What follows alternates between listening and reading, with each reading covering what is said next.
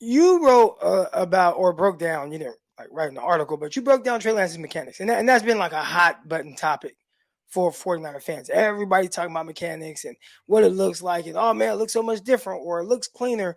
All right. But you got a chance to kind of, with very limited film, right? You're just taking this, a few throws from OTAs and comparing that to some of the things you've seen from the past.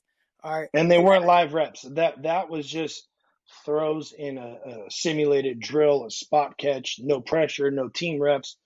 It was, I think it was the film that or the clips that Grant posted, or uh, Grant. I watched Grant's video that he posted from the sideline, and what's the other guy's name? That writes for the Athletic or something like that. I forget it. Oh, Lombardi, right? Yeah. So I watched his video too, and so just looking at those two videos from like day one of training camp, and then going back and looking at what Trey has done, routes on air prior. That's where I kind of made the assessment off of. But it'll be interesting to see the more we get into training camp, the more we get into um, live fire, if you would. What is going to happen with his mechanics if it stays the same? Because throwing on air with no pressure, it's a little bit easier to be clean. You got to do it enough over and over and over again, whether that's with your quarterback coach, whether it's doing drill work on the side.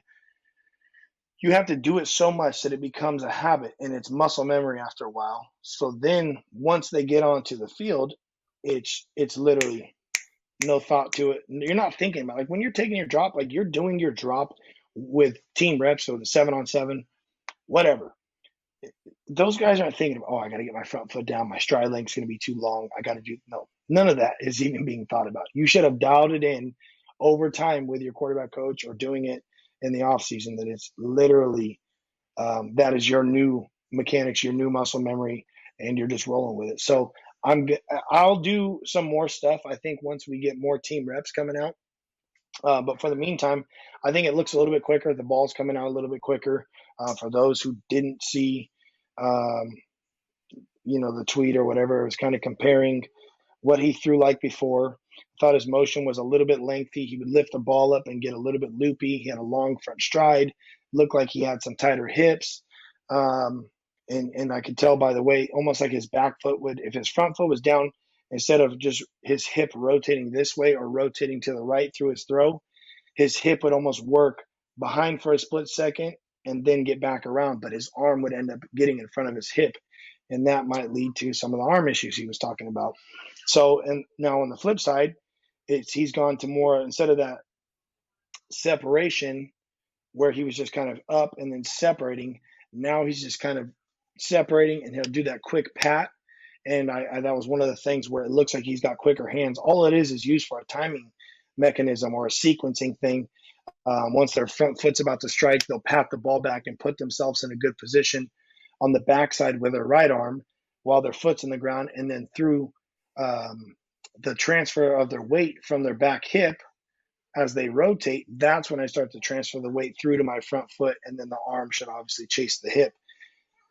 Looked like Trey's arm was getting a little bit in front of his hips, and I think that's where we're seeing some of the accuracy issues, some of the velocity issues, some of the things as far as the ball coming off of his hand a little bit funky, not a super clean spiral sometimes, or a little bit of tail to it.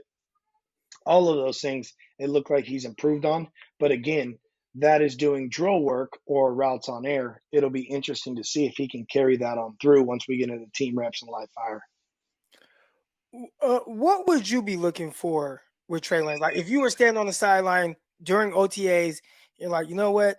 I'm trying to see like this in the progression of his development. Like, what would that one thing? Is it mechanics? Because mechanics seem like that's what everybody's talking about, but that might be, like my guy Steve said, I don't want to say overrated, but at the end of the day, can he complete the throw or can he not? Like, so Right, and that's what we've talked about in the past. Like, I don't care how the damn ball gets there, just get the ball there, right? Like, what's so many people, and I'm a quarterback coach, and I train guys on their mechanics all the time, and it's to get them so clean. And college coaches now are so fixated on how guys look mechanically, and they're supposed to look a certain way versus what is the end result?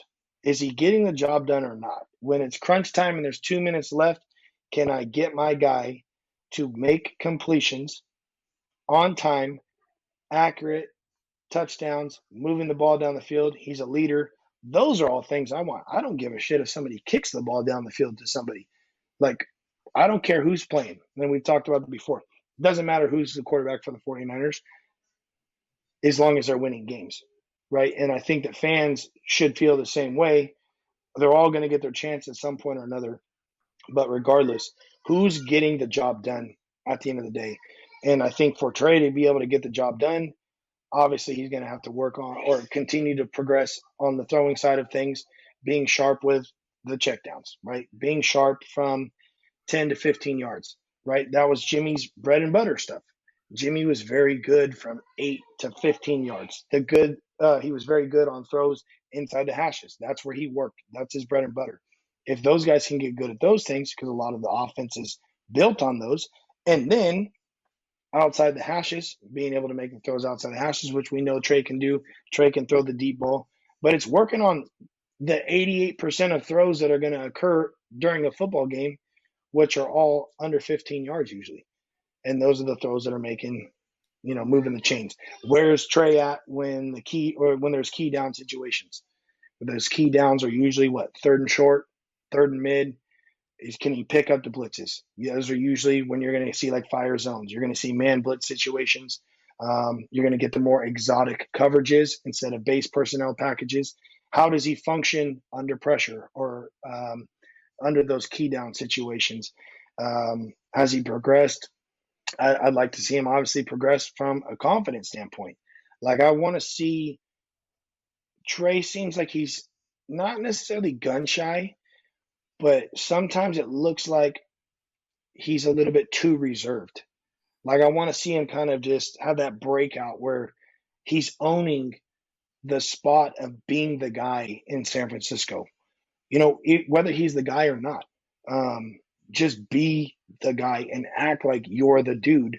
That's why they brought you in. And I think he needs to break out of his shell a little bit.